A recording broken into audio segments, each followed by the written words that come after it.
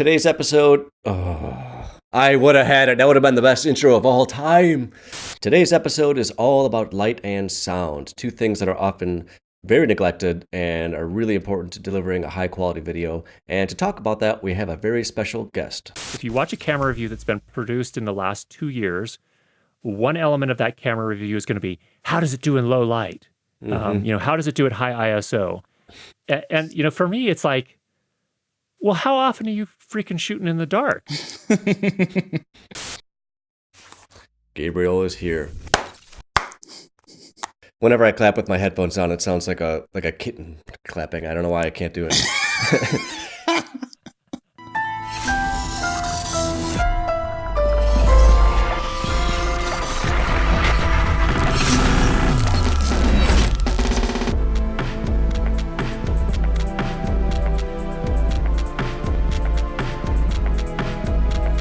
Today's episode is all about light and sound, and we could think of no better person than Curtis Judd.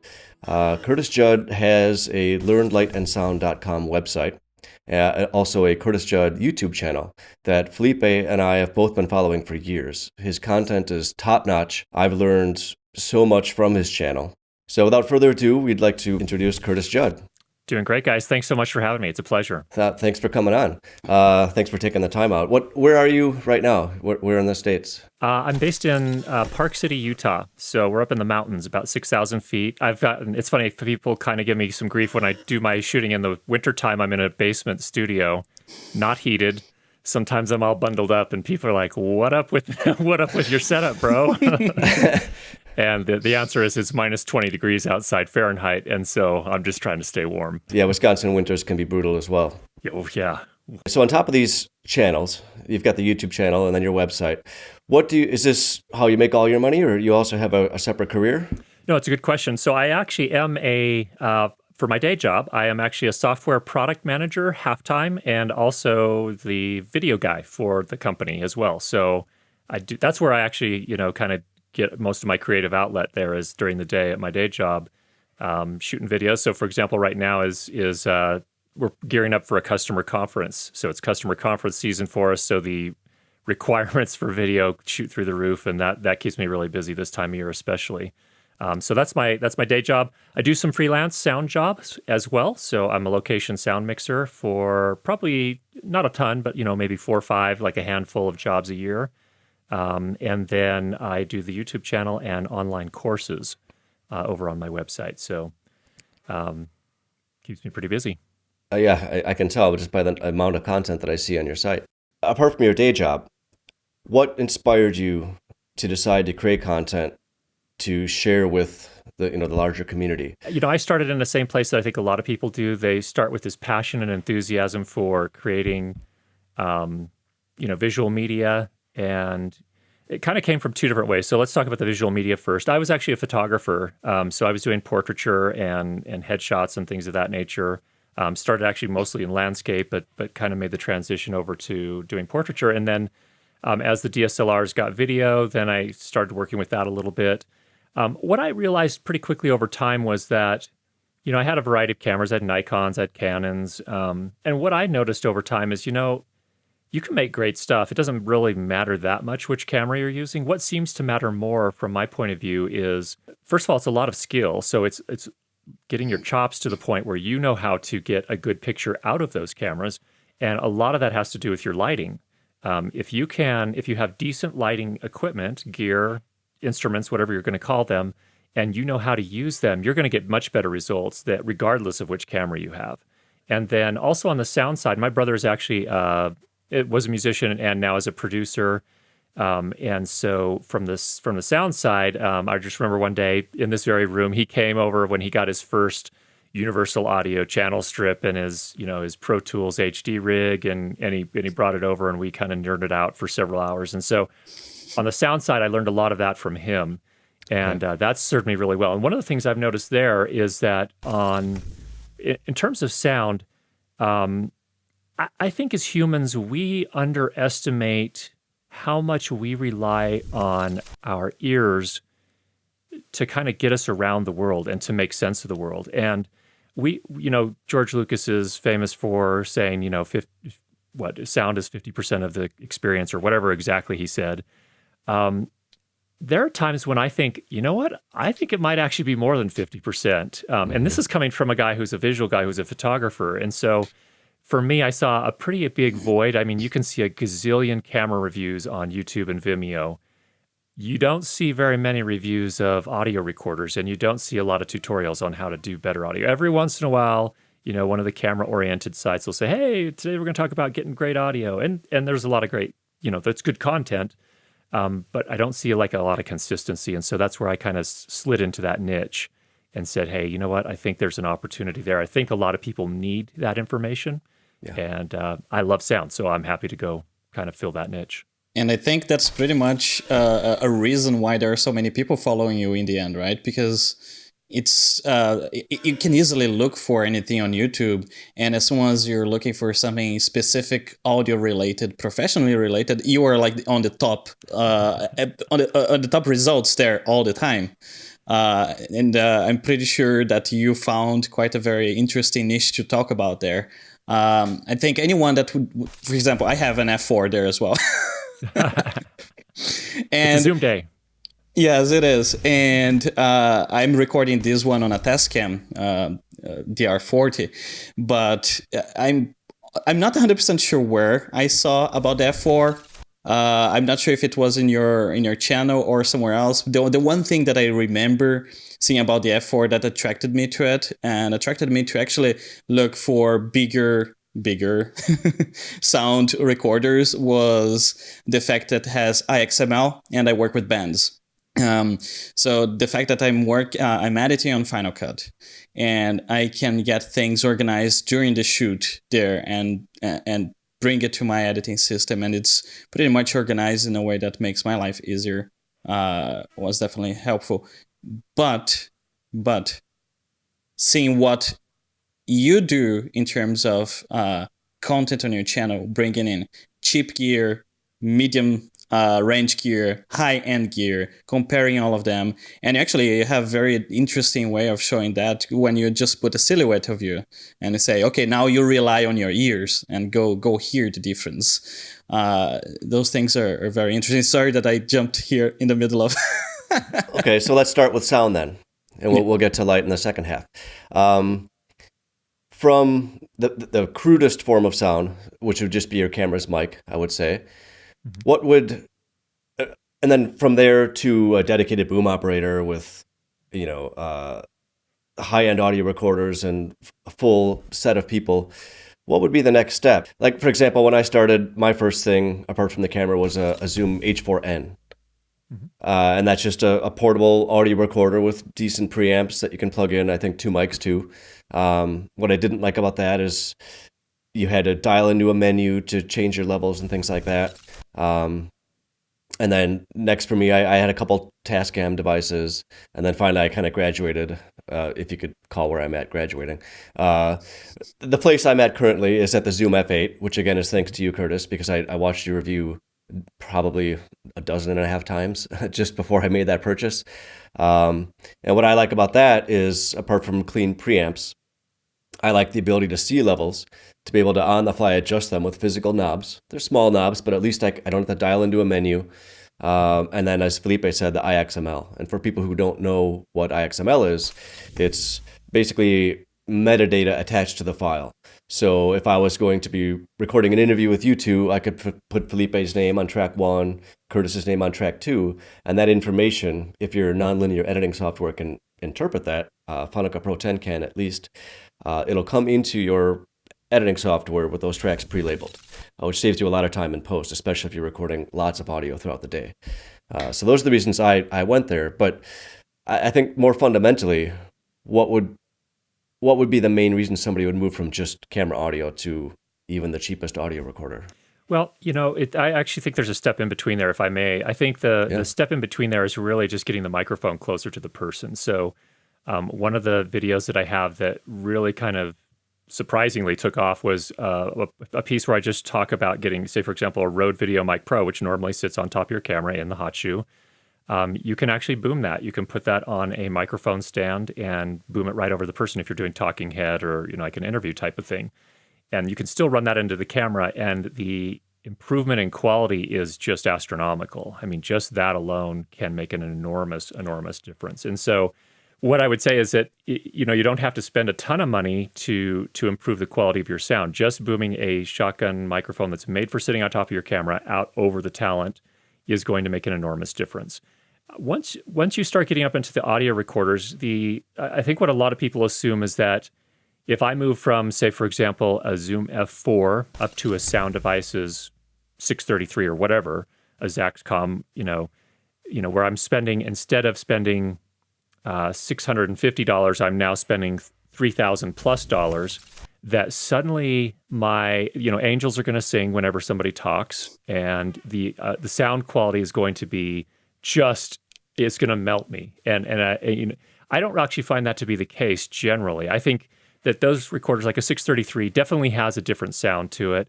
I think it's going to be something that's most recognizable by people that spend a lot of time with sound in terms of production and post, and actually have really trained their ears. I think the general audience will notice a mild difference if they're listening to the content on a quality playback system of some sort, which a lot of audiences aren't these days. I mean, a lot of people are watching on their phones with either earbuds or the phone speakers, and they're not going to notice a difference. So I think really, to a large extent, moving up to recorders, there are a lot of ergonomic and feature benefits that make it so that you can produce content reliably, quickly, with quality. And that's where I see the big difference. So, you talk about having separate knobs or potentiometers for each individual input and being able to just adjust those without diving into a menu. That's a huge thing. Mm-hmm. And so I think that's where you're going to see a big difference. I think you're going to get durability. A Zoom F4 or a Zoom F8 is going to be way more durable than dropping, you take something to the top of a mountain and drop your Zoom F4 off and drop your H4 off. I think the Zoom H4 is going to fare a lot better. Are you going to do a tutorial on that soon? No, no. I got to pay for all these, so I'm not going to huck them off a mountain. But just in terms of overall build quality, ergonomically, an H or a Zoom F4 and an F8 is going to fit better in a sound bag. If you're going to be doing production audio all day long, you're going to want to have your recorder in a sound bag where you can also put your wireless systems and things of that nature. The Zoom F4 is made for that kind of scenario. A Zoom H4 is not. And so you're going to have trouble kind of operating it on those types of productions. So not everyone needs a Zoom F4 or F8. Or Sound Devices, or a Zaxcom, or whatever. But I think that those are where the benefits really start to come in. Also, if you're running audio to camera and you're working with a cinema camera, I think that's where a Zoom F4 or F8 is going to be a huge difference. If you're going to try to run a 3.5 millimeter unbalanced connection out of a Zoom H4, or it's actually a headphone output, to a cinema camera, good luck.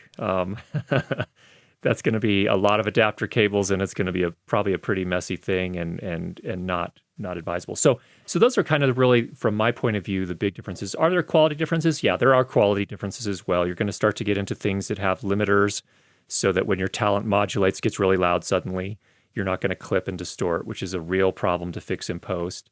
Mm-hmm. You're going to see that kind of stuff as well. So there are a lot of differences. Don't get me wrong. Also on the Sound Devices, once you move up to things like the 633, you start to get digital inputs and outputs. So I can run, you can see, I think back here, my Ursa Mini Pro, which is my primary camera now. I can run digital out of my 633 directly into the Ursa Mini Pro. So I'm essentially bypassing the audio circuitry of the Ursa Mini Pro. I can run audio straight into that camera, same exact quality I would get if I was just recording on a Sound Devices 633. That's fantastic. Which is a huge benefit. Now I don't have to sync in post. It's all there. It's ready to go, and I'm getting the great quality at the same time. And you have a backup recording. Yeah. And I have a backup recording as well. Absolutely. And that's another important thing too. Once you start getting to a certain level of productions, you have to have those backups. It's not okay to show up with your 6-year-old SD card that you're running, and that's the only copy you've got. So that's, I think, the main difference. So I guess what I'm saying there is, it's okay if you don't have the money, the budget for a Zoom F8, that's okay. You can still make some great, great stuff. You just kind of have to assess, and that assessment only comes with experience. You have to understand, okay, what are the needs of my productions really? Am I just creating YouTube content? And if I am creating YouTube content and I'm starting to get income from that, that's when the game starts to change a little bit. You have now time constraints. You have to deliver. And if you have to deliver, you need reliability. You need something you can work with very quickly. And that's where these things start to make a difference. That's a long-winded way to answer your question. No, that's a great answer, and I agree completely. I think on the quality level, that the sheer what's recorded. On one hand, I want to say it's like diminishing returns because the difference between a $600 mic and a 3,000 or recorder and a $3,000 recorder, it's not 5 times better in quality. It's the finer granular details and bits of information that might give you more room in post that only really trained ears are going to notice. But the other side of that is, as you mentioned, all the usability stuff. And that's the kind of thing where I've found out over the last 10 years, not just with audio, but across the board. It's things that you'd never think about when you just started out. But the more shoots you do, the more times you're recording, the more you realize, man, I wish I just had a knob I could dial, or things like that that just make your life easier that you never would have thought of before. And I think the specific job requirements and the nature of one's individual career is going to determine what gear is necessary at every given stage. Because it's only through that actual hands-on experience where you start to realize the things, oh, if I only had this, it would, one little knob could save me a ton of time. A tripod with a ball head would save me time adjusting. Little things like that you'd never think to know if you weren't actually doing it all the time. Yeah, for sure. And I think that applies across the board. That applies in lighting, that applies in grip, that applies in all these things. I see people, my brother I think he'd give me permission to share this, but for the longest time, he was working with these crappy little, probably $15 light stands, and, stuff was tipping over, and it's like, dude, Century stands, you have to invest. You're at the point in your career where you need to start buying that kind of stuff. And the thing about that is, a Century stand is expensive. It's $150-ish or more. But you're going to have that for your entire career. Yeah. It is going to make, and what people, I think the trap that a lot of people when they're first getting started get caught in, and I was in the same boat. I want the highest quality I can produce. So what do I need to do? I need to buy the best camera I can possibly buy and the best lenses. What happens though, when you get into it, if you stick with it and you become a filmmaker of some sort, what becomes important is producing content. And what becomes important when you're producing content is your ability to deliver consistently, reliably in a period of time. Your time gets constrained more and more and more. Mm-hmm. And so you've got to deliver quickly. And so what becomes important in quality in that scenario is reliability and ease of use. And so that's where things like Century stands or C stands, which many people don't buy until they already have a whole cadre of amazing cameras and lenses, become really important. Lighting gear, something you can rely on, something that can get you the results you need. Along with that, your skill set that makes it so that you can quickly light a scene and get rolling. What are some other things? I think audio gear, you need a reliable kit there that you can be able to set up and get quality results regardless of the location, and know how to be able to deal with those different locations as well. So there's just a lot of little things that I think, rather than spending $3,000 on that first camera and lens, maybe $1,000 on that first camera and lens and some other things to go around it, like some audio gear, some lighting gear, would be a much better way to spend somebody's money than to pour it all into a camera and lens. Now, don't get me wrong, I'm a camera nerd too, just like almost all of us are. I've got a Blackmagic Pocket Cinema 4K on order that should be arriving in the next few weeks. But I think over time, what you start to realize is, hey, there's some priorities here, and it's not always the camera. Well, and you're ordering the newer cameras because you're experienced with them, but you've also got all the other support gear to create what's in front of the lens to begin with. It's not like you're buying a 4K Pocket Cinema camera to go run and gun with no lighting and no crafting at all. That would be kind of a waste of that camera. For sure. And you'd get mediocre results. Like if you're not lighting, it's the same thing with the Ursa Mini Pro. If you're not lighting, it's not the greatest camera in the world, that's for sure. Oh yeah, and it's using the right tool at the right time. I mean, I've got a Sennheiser shotgun microphone that I'm using right now that cost almost as much as my camera. But that shotgun 15 feet away from me is going to sound way worse than a $10 lav on my shirt. Yeah. And just like you were saying before, it's you might have the best gear, but if you don't know how to use it, it doesn't really make any difference at all. It's actually going to hurt you. So far, we talked about sound during production, but there is the other huge part of sound that is the post-production of it. And there is, I think there is a lot that a lot of us have to learn there. Because I think the very first thing that we start looking into sound is like how to sweeten your sound, how to make your sound a little bit better and this and that. But then today we consume so much video one after the other that loudness, the perceived loudness, to go from one video to another, or within your video to go from your intro music to the part in which people are talking, and not having to get your audience to increase and decrease volume all the time, because you're either blasting their ears with your intro and then when you talk they can barely hear you, or going in between videos and you watching advertisements that are way louder than the videos that you watched before and the next video. So I've seen, Curtis, that you have been concentrating a fair bit about getting this consistency in loudness in post-production. Wondering if you can talk a little bit about that. Yeah, you bet. The issues that you see around, and how to fix them, of course, with education. But yeah, for sure. That's where I think where the craft comes in, and I think that, man, you see some. I mean, even if you just think about YouTube content, there's some channels with millions of subscribers that have audio issues. From my point of view, that it's time for them to up their game a little bit. And I'm not trying to criticize anyone by saying that, but that there are opportunities to improve what they're doing and to make the experience a lot more enjoyable for their audience. I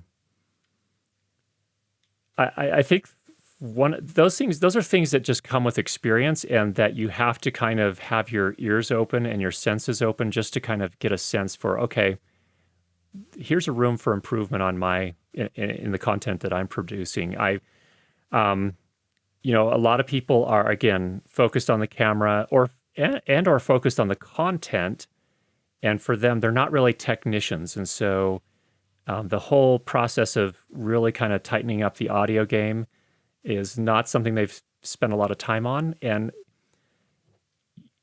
some of them have millions of subscribers, so that's great. Some of them are indie films that make it into film festivals and win awards, and that's great. But I think at that point, if you're doing something like that, it might be time to consider also bringing someone in to work with you that can focus on those things, because there's so many technical elements of filmmaking. In addition to all the artistic elements, it's hard for one person to be great at all of them and to have the time to really kind of hone their skills at all of them. So there does come a time when it may have, if it's you and a group of friends that are working on projects, maybe one of the group of you needs to focus on sound. One needs to focus on maybe lighting and camera, and other person needs to be, if it has a proclivity for writing that works really well, and have them focus on that. So I think it's interesting that over time in the film industry, we've seen all that specialization, and it seems to work reasonably well, and it probably could work well on the smaller cases too. If you're an independent creator of some sort, that's where, there are simple things you can do, like we talked about before. If you just get a camera top shotgun off the camera and boomed over your talent, that's something you can do for about $30 in addition to the gear you already own, and make a huge difference. In post, most of us are using tools that can do a lot of this stuff. So Adobe actually, surprisingly, and I'm not actually an Adobe editor anymore. I edit in Adobe Audition for sound, but in terms of video, I kind of moved away from Premiere a few years ago. But Adobe's actually done a really nice job on the loudness front. So as far as audio processing is concerned, it's almost dead. It's so dead simple in Audition and Premiere to get your audio to a point, in terms of consistent loudness, at least. It's basically checking a box when you do your export. And for the most part, if you have some good audio to start with, it's gonna come out well, and it's going to be at the right loudness level consistently across your videos. So they've made it a lot easier. So I guess it kind of depends on your circumstances. I have lots of free tutorials if you are interested in that particular topic. you can tackle that. I'm looking at one that you did recently, 1 week ago. Audio normalization. Make your video consistently loud. Yeah, exactly. I'll be watching that again next. I do have a very specific question for you on the recording front. Okay, so I understand that if you're doing a corporate video versus a video for a broadcast channel that are going to have very specific output requirements versus the web, which is like the wild, wild west, there are going to be different levels. But as far as recording, the kind of rule of thumb I've heard for the longest time is record dialogue hovering around negative 12 dB. It can peak a little higher, it can dip a little lower. And that's great. And I understand you kind of record that low because if the talent gets really loud, we don't want them to peak. So there's some headroom there. But on the other side, for example, if I had all of my 8 hard drives plugged in right here, there'd be substantial noise floor going on underneath my recording. So you'd see my waveforms, then also some noise. And then if I was to raise that in post, I'm also raising the noise floor. So if I had an audio recorder that had a decent limiter on it, why not record as loud as I possibly can so that when I lower it in post, it lowers the noise floor? But those are kind of two different approaches. And maybe it's circumstantial. What would you recommend between those two options? Well, it is definitely circumstantial. And in fact, I think really what you've kind of hit upon, which is an interesting topic, is that in the analog days, that's generally what we did, is we did push the gain a little harder, and we pushed up against the limits a little bit more. And really that had to do with the recording media as well. So when you're recording to tape's a little bit more forgiving than digital. Digital, you hit 0 dB and then everything is clipped after that. In tape, it would start to kind of saturate a little bit. It had more of like a film kind of response where it would kind of curve off a little bit.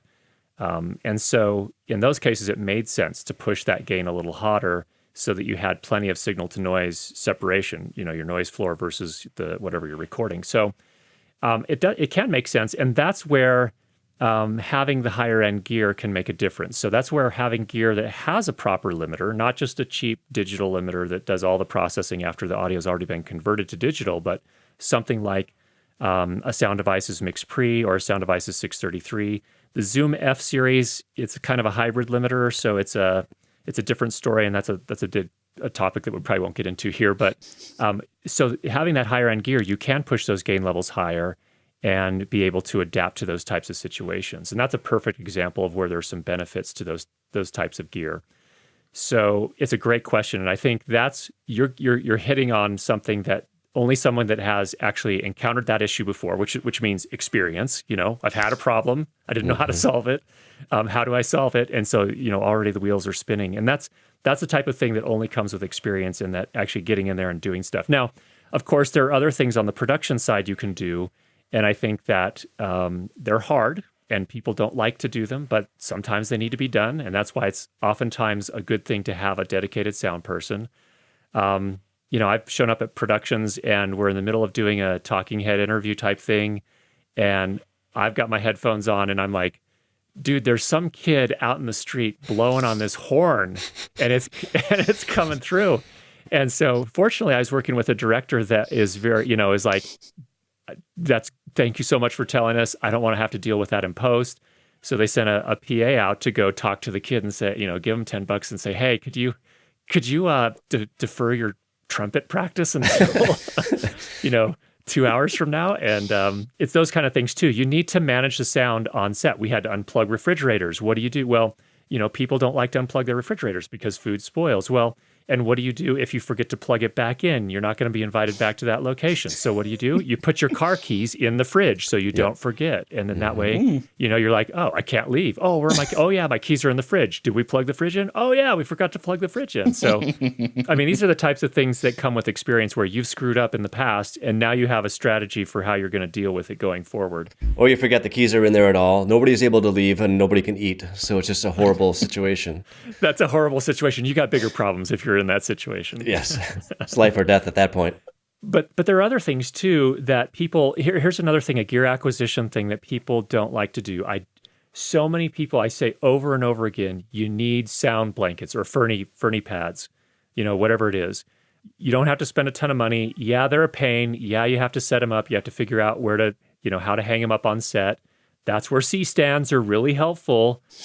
So people don't realize, okay, if I had invested in C stands and sound blankets, I wouldn't be pulling my hair out in post trying to clean up this mess that I have on my audio tracks. Yes, that's another example where the expression "fix it in post" just really bites you at the end. It It's does. never ever better to put it off in production so that somebody can swoop in and save the day in post, because you'll always get better quality if you just get it right the first The worst time. part is when someone that only works in production says, "Let's fix it in post." So they have no idea how much work they are putting on for the person in post. But actually, just stepping back real quick, just for those who are not that used to a film set or a proper set, how would you describe a film or a sound blanket? The furniture moving pads, the things that they use on big moving trucks that you wrap around the furniture so it doesn't get all scratched up, it's like that, except that a sound blanket is usually denser, so it has more material in it. It's a lot heavier. And what it does is it just absorbs some of the sounds so that when you're in a location where you're getting a lot of reverb, sound bouncing off the walls, that doesn't sound good in most recordings. Sometimes you want that effect. Sometimes you want to be able to convey the space by having that, but oftentimes you don't. And so being able to have that control by hanging a sound blanket or a Fernie pad like that up on a C-stand, you can control what you're getting. I had a shoot actually a couple of years ago where the one of the scenes was in a men's bathroom, and you can imagine what that was like. It was literally every surface was covered with hard tile, and they of course wanted sound in there, and it sounded awful. You couldn't even understand what people were saying, and so we had PAs holding up blankets, and we were able to get the sound, the room sounding to a point where it was acceptable to the director, and so. You just got to do stuff like that on production sets that will save you so much grief in post. You just have to learn that. And it often takes people the hard experience. I get so many questions like, oh, what post plugin should I buy to fix all this reverb? I can't, it sounds horrible. Well, there are de-reverb plugins and they work a little bit, but you're not going to get a studio sounding recording from an incredibly reverberant recording. By using these plugins, what's going to happen is it's going to start making the dialogue sound like a robot. And so, you can fix it, but it's not going to be great quality. And, if you apply it in a light-handed fashion, then it's not removing all that reverb. So it's just it's a tough lesson to learn. And I think, any of us can say over and over again, look, from experience, you really need to be doing this. But until a lot of times for most people, until they experience it, they just don't get it, Yeah, and I see on your frame that you actually have a sound thing there on the corner of your room. No, on the corner of your room behind your camera. Yeah. Yep. Yeah. So those are the type of things that, for example, if you're in a studio, because you're saying about, you're not going to make it sound like a studio. And those are the type of things that help sound like a studio, right? And the thing is they're not very exciting to buy. It's not exciting to buy C-stands. It's not exciting to buy sound blankets. It's not exciting to buy, all these little things that aren't really cool technology with flashing, with LCD screens, and it's just not exciting to buy. So it's hard for people to realize, hey, this is a tool that's going to make a massive difference in the quality that I'm producing. So it's just one of those things. It's experience. Dive in, get experience.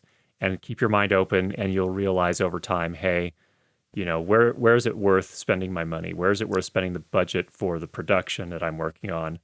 And you'll start to make some great things. That's the difference between a really good director and a not so great director too, or a producer, is they know where to spend the money. They know where to spend the money to make that story or whatever content they're creating most effective for the audience they know they're going for. Maybe it's not sound in some cases. Maybe, maybe a Video Mic Pro is going to be good enough for what they're aiming for. Doubtful, but, maybe that's the case. Maybe it's more important for them to have a certain actor or, whatever it is. But a director that's open-minded enough to understanding the entire craft of filmmaking, I think makes a bigger difference than anything. They understand, okay, you know what?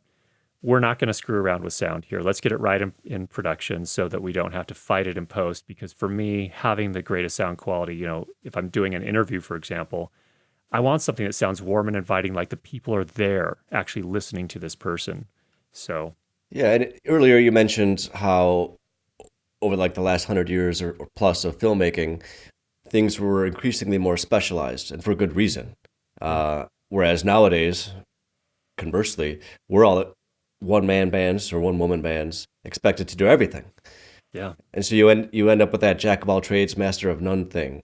So it's it's I think the more you get into this, the more you realize the need to collaborate and bring in specialists, because you might be really good at everything, but you're never going to be as good as somebody who does only that one thing. Yeah. Yeah. And that's actually the impetus of this show to begin with, is getting a grip, getting an assistant, a gaffer, or a sound person, bringing people in, and also loosening a little bit of control to allow people in to contribute to your vision and hopefully have vision of their own. Just as a big picture type of thing, but I think it's all related. Absolutely, yeah. And you know what that comes down to? It comes to a level of trust at some, and I'm struggling with that right now in my business. I think that on my day job, I think I realize I have to. We're using office workers to be directors, to be boom ops, to be to be gaffers. I'm doing a lot of the directing so that we pull it off. But another thing on my YouTube business, for example, I had the crappiest thumbnails for the longest time because I didn't have time to do it. I could pull a frame from the video, put some text on it. There's the thumbnail that goes onto YouTube. That's where we are. But I finally realized, you know what? I need a graphic artist. I have to let go of this. I have to pay some money to get that. And now I've got a guy in Poland who is making what I would consider amazing thumbnails for me, things that I never could have done on my own. I'm looking at them right now. They're very catchy. They're very clean and modern. They look like what the topic is. I agree. You made a good choice there. Because in the case of me, I cannot say for Gabriel, but for example, I'm not a graphic designer, so for me, I definitely am not able to really make a good thumbnail, something that would be trendy, like Gabriel was saying, and catchy and stuff like that. Are you kidding? I'm a graphic designer. I'm a videographer. I'm the caterer. I'm the sound person. And I'll not be the best at any of those things. So, yeah. How are your craft services? I want to work on one of your productions and check out those craft services. I actually haven't done craft services, but I did work in restaurants for about 20 years before I got into this. So okay, I'm well trained in the arts of making edible food for people. I just forget to eat it myself. I think light might be that last child in the family that no one is paying attention to, because we hear a lot about camera and lenses, and then we hear a lot of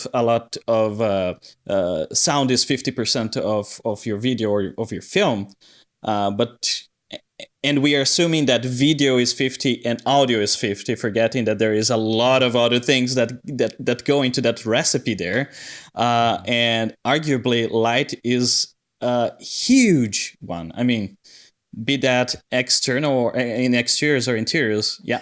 We're just doing an online show. Our audience is pretty small at this point. It's growing quickly, kind of a question mark at the end.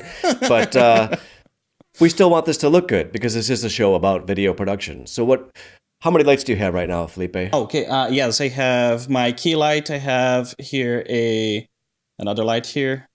To make me look less ugly, and then I have two others for my background, and a little bit of sunlight that keeps on shining on the windows here all the time. I cannot, if I black out my windows here, my girlfriend will absolutely kill me, and she's gonna say, "You don't get out of the cave," and now our apartment is a cave because I live in a very small apartment. Yeah.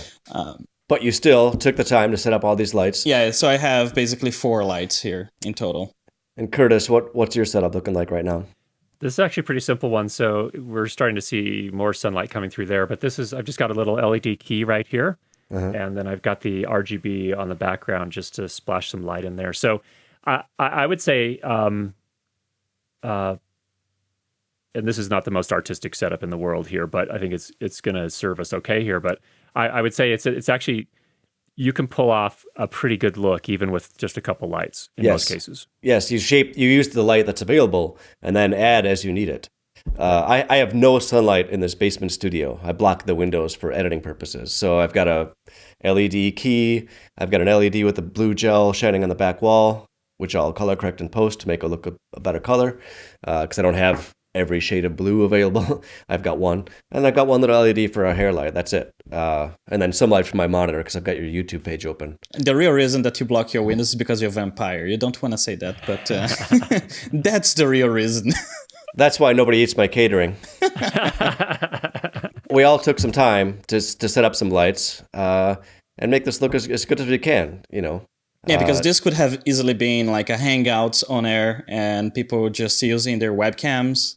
And this is something that from the very beginning we said, no, if we are really talking about video production, post-production and things like that, we should set the example. For as much as we can, right? Yeah. No, granted, I would be happy to have Curtis on if it was just an audio recording. You know, you didn't need to set up. We really appreciate that you did. And we have a lot of people that just listen to the audio version of our podcast. And I think they're missing out. Yeah. Not because our facial expressions are the most interesting thing in the world, but I think the entire look, the entire package is, I mean, that's why we put the work into it. Well, I'm speaking for me and Felipe, Curtis. You're a good-looking gentleman. I'm sure the audience would... It's all a trick. It's a trick. It's a trick. I learned how to use camera and lighting. You fixed it in post? Yeah. No, I fixed it in production, bro. Nice. I think that, you know, lighting, that's where I think, you know, things get interesting is that as a filmmaker, you know, if you think back to the film days, those guys, they were using amazing lenses. Don't get me wrong. But the cameras were nothing special. I mean, they were all kind of interchangeable. They were just these big film cameras that all they did is move film through with a shutter at a certain speed, and they were light tight, so you wouldn't, you know, expose the film incorrectly or, you know, accidentally. They put some pretty good lenses on there. Don't get me wrong there. We've had a lot of really great optical development over the century, but I think in the film days, in some respects, lighting was considered more of an art, and I think recognized. But now we have, you know, if you watch any camera review, guaranteed, if you watch a camera review that's been produced in the last 2 years, one element of that camera review is going to be, how does it do in low light? You know, how does it do at high ISO? And you know, for me, it's like, well, how often are you freaking shooting in the dark? And I'm trying to think of when that matters, you know, and it can matter in a few cases. But it's like, people, you don't buy this camera. You need to go buy some lights. Yes. And I think we're a little messed up on that front. And you know, back in the film days, I think it was easily recognized very quickly that, hey, a film camera is a film camera, and we have what lenses we have in this particular case. If we want a cool look, we need to go invest in getting someone that knows how to operate these lights here. And so that's interesting. And, you know, here's another thing. Felipe is showing us right now. Hello, guys. What about makeup, people? You know, okay, you've got these hot spots on your forehead. Are you wearing some powder? Are you, you know, that's another thing. Even for talking heads. Yeah, absolutely. Without that makeup, Felipe looks like Skeletor. So I'm really grateful he put that makeup on. And actually, that's a thing that's interesting is when I, you know, when I'm doing the corporate work, I'm not a makeup artist by any means, but what I do is, and I don't generally have to tell the women as much, you know, I do cover it with them, but if I'm going to have someone sitting in front of the camera, I say, hey guys, you know what's really important? You know, talk to the significant women in your life and let's get some powder for you. Otherwise, you're going to have a shiny face and it's not going to look great. So that's kind of for a lot of people, they're kind of like, oh, you know, and it sends a message to them as well. Like, this is serious business, guys. You know, and we're not just playing games here. Sometimes that can backfire on you too. Then they start to get really nervous, like, oh my gosh, I don't know if I'm ready for this. And, you know, I'm going to have that, you know. Well, you don't want to like put makeup on a corporate executive with your nose 2 inches from his nose and staring into his eye. Yeah, you want to keep a little bit of a distance. But yeah, I'm glad you mentioned that because it's not lighting specific, but it is what goes on in front of the lens. And like 2 years ago, I think is when I got my first de-shine makeup. It's real simple. I'm not a makeup artist either, but just that one little thing helped so much. It helps with exposure. It helps the talent look more comfortable because they're not appearing to sweat everywhere. Just this one, it was like probably $40 for this, but it would last me a good year or two. And it makes such a significant improvement, way more than a lot of people would say, well, what lens can I put on or what filter can I put on my lens to create this effect. Well, you don't need a filter for that. You just put on some T-Shine makeup and you're done. And there are a lot of, I mean, I think a lot of us freelancers or people that own their own business, we work a lot with corporate customers. And before I became a business owner, I was part of an internal video team. And it was a quite big video team. We were 60 people worldwide, and the company is 400,000 plus employees. And video was so common that we absolutely didn't have a problem to come to someone and say, we're going to need to put makeup on you. If it would be the first time on video, they probably would like, oh, but they knew that we produce so many videos. The company is so video based that, for example, I would work a lot with the C-suite. And it would be very common to say, hey, hello, COO, it's time for your makeup. And it would make like a little quick joke, but there it is. We're going to get rid of the blobs on your head and make a little joke about it. And actually, the experience I have is that I was able to get people more comfortable because talking about makeup would open a little bit the doors to make a little bit of joke, get the person a little bit relaxed. And not everyone for sure, but it definitely happened a lot. And it sends a message too. It sends a message to them, hey, we're serious about this. We're going to make you look your best. And so I think that helps a lot of people too, as they realize, oh, wow, these guys really know what they're doing, and they're not gonna make me look like an idiot, and they're not trust and confidence.